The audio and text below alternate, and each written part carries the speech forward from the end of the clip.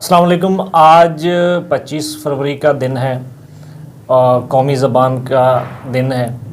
آج 25 فروری کے دن 1948 میں یہ یادگار دن ہے جس میں اردو کو بطور قومی زبان مقرر کیا گیا۔ اس حوالے سے آج ہم نے گفتگو کے لیے دعوت دی ہے تنظیم نفاذ اردو کے سرپرست پروفیسر شاہد پرویز صاحب کو ہم نے مدعو کیا، اور اس کے ساتھ ہی ہم نے مدعو کیا ہے تنظیم نفاذ اردو کے سرپرست اعلیٰ یاسر صدیق بھٹا صاحب کو۔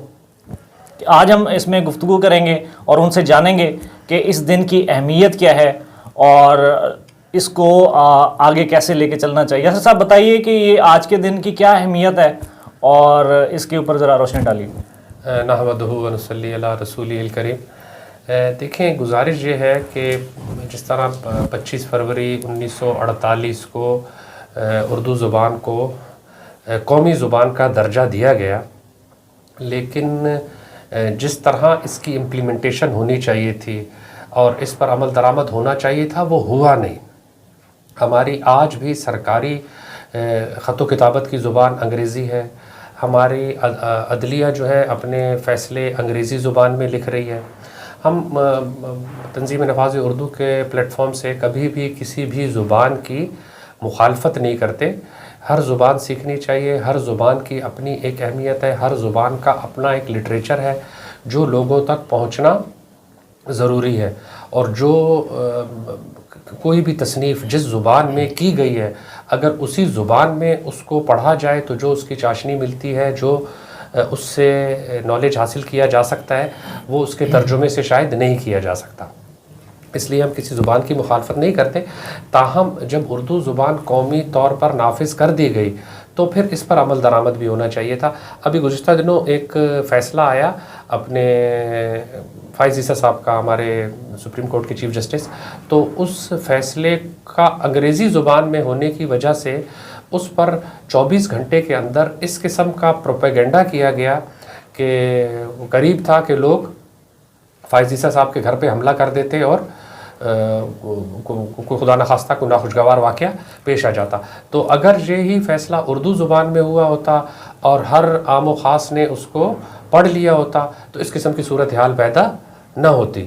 تو ہم اپنے اس جو پلیٹ فارم سے تنظیم نفاذ اردو سے چاہتے یہی ہیں، گورنمنٹ سے بھی یہی ڈیمانڈ ہے کہ اب جب کہ سرکار مطلب سپریم کورٹ کا خود کا فیصلہ ہے کہ جی سرکار کے سرکاری زبان، دفتری زبان جو ہے وہ اردو ہونی چاہیے، تو اس پہ عمل درآمد ہو تو یہ بہت خوش آئند ہوگا، اور آنے والی نسلوں کو اور جو ہم جی رہے ہیں اس میں وہ سکھ کا سانس لے سکیں گے۔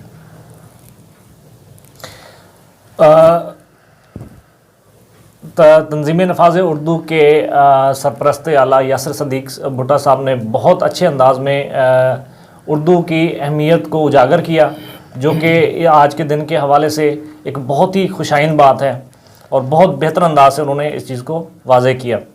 اب میں پروفیسر شاہد صاحب سے کہوں گا کہ وہ آج کے دن کی اہمیت کے بارے میں روشنی ڈالیں اور یہ بتائیں کہ آج کے دن کے بارے میں لوگ آگاہی نہیں رکھتے، اور اس حوالے سے کیا آپ کہنا چاہیں گے؟ بسم اللہ الرحمن الرحیم۔ پہلی بات تو یہ ہے کہ 25 فروری 1948 کو جب یہ فیصلہ کیا گیا کہ پاکستان کی قومی زبان اردو ہوگی، تو یہ ایک متوقع فیصلہ تھا۔ اس میں سارے صوبے متفق تھے اور ساری قیادت بھی اس پہ متفق تھی، اور مسئلہ یہاں درپیش ہوا کہ اس کو وقت گزرنے کے ساتھ ساتھ آگے عملی طور پہ نافذ کرنے میں مسائل درپیش ہوئے، شاید عدم توجہی کا شکار بھی رہا۔ تو مختلف ادوار میں مختلف پلیٹ فارم سے اس حوالے سے مختلف لوگوں نے کوششیں بھی کیں، اور آج بھی اس پہ کام جاری ہے، جیسے ہماری تنظیم بھی اس پہ مسلسل کام کر رہی ہے۔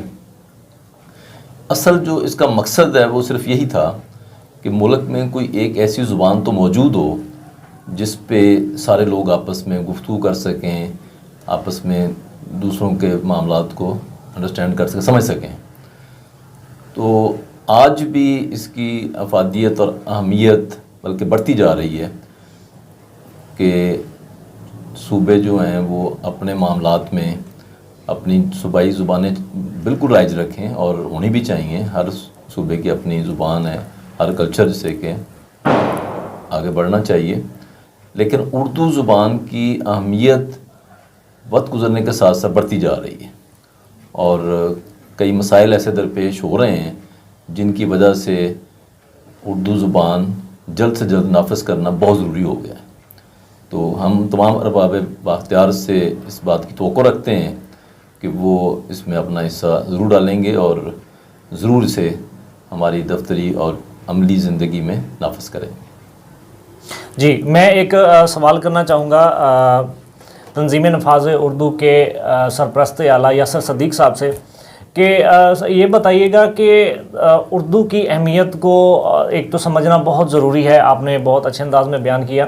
اب یہ بتائیے گا کہ آئندہ اگر ہم نے یہ نتائج نہ حاصل کیے، ہماری اردو نافذ نہ ہوئی، تو ہمیں کیا خطرات ہو سکتے ہیں یا اگلی نسل کو کیا مسائل آ سکتے ہیں؟ دیکھیے، میری نظر میں ایسا ہے کہ یہ پہلے تو اردو صرف ہمارے ملک کے ان 4 صوبوں کی رابطے کی زبان نہیں، یہ سب کانٹیننٹ کے تقریباً تمام لوگوں کے رابطے کی زبان تھی، اور اب بھی کسی درجے میں ہے۔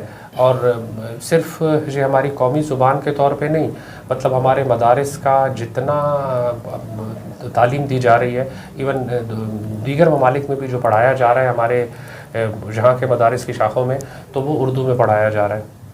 اب یہ انڈین موویز جو ہیں، یہ کہنے کو وہ ہندی کہتے ہیں لیکن بنیادی طور پہ ہوتی اردو میں ہے۔ تو اب ہمارا ایک اچھا خاصا ایک ادب تخلیق پا چکا ہے اردو زبان میں، ٹھیک ہے۔ اگر ہم اس کو اب بدلنا چاہیں گے، اس سے ہٹنا چاہیں گے، تو ہماری ملک کے کتنے فیصد لوگ ایسے ہوں گے جو انگریزی سمجھ سکتے ہوں گے، انگریزی بول سکتے ہوں گے؟ وہ میرے نہیں خیال میں کہ یہ 5-7% سے زیادہ لوگ ہوں گے۔ لیکن اردو اب ایک ایسی زبان بن چکی ہے کہ جو ہمارے قریب 90% سے زیادہ لوگ سمجھ بھی سکتے ہیں اور بول بھی سکتے ہیں۔ تو تھوڑی محنت کر کے ان کو اس کے پڑھنے پہ بھی لایا جا سکتا ہے۔ اب اردو کو ایک خطرہ جو ہے یہ رومن رسم الخط سے بھی ہے کہ اب ہمارے بچوں نے اس کو اردو کو مطلب رسم الخط بھی بدلنے کی وہ شروع کی ہوئی ہے۔ تو بس یہ تو اب جو جی تنظیمیں ہیں جو ہماری طرح بنی ہوئی ہیں پرائیویٹ سیکٹر میں، یہ تو اتنا ہی کام کر سکتی ہیں کہ بار بار اپنی آواز اٹھا سکیں، لیکن ہے تو یہ سرکار کی سطح کا کام کہ جس پر عملی اقدامات کیے جائیں اور لوگوں کو اس بات پر رکھا جائے کہ اردو قائم و دائم رہ سکے۔ بہت شکریہ، میں شکر گزار ہوں ہمارے تنظیم نفاذ اردو کے سرپرست اور سرپرست اعلیٰ کا کہ انہوں نے آج کے دن کی جو اہمیت واضح کی ہے اور اہمیت کے لیے جو انہوں نے حوصلہ افزا گفتگو کی ہے۔ میں سمجھتا ہوں کہ یہ اب پیغام لوگوں تک جانا چاہیے کہ اردو ایک بہت ہی اہم ضرورت ہے ہماری، اور اگلے کچھ سالوں تک اب اس کی شدت بھی ہمیں محسوس ہونا شروع ہو جائے گی۔ اب یہ وقت آ گیا ہے کہ آپ اس کو سمجھیں کہ اردو کو نافذ ہونا چاہیے اور ہر جگہ پر اب اس کا بول بالا ہونا چاہیے۔ بہت وقت گزر چکا ہے، مزید ہم اس بات کے متحمل نہیں ہیں کہ ہم اس مسئلے کو نظر انداز کر سکیں۔ اپنے میزبان سید عمران حیدر کو اجازت دیجیے، آئندہ پروگرام کے ساتھ ہم حاضر ہوں گے، دوبارہ حاضر ہوں گے۔ بہت شکریہ۔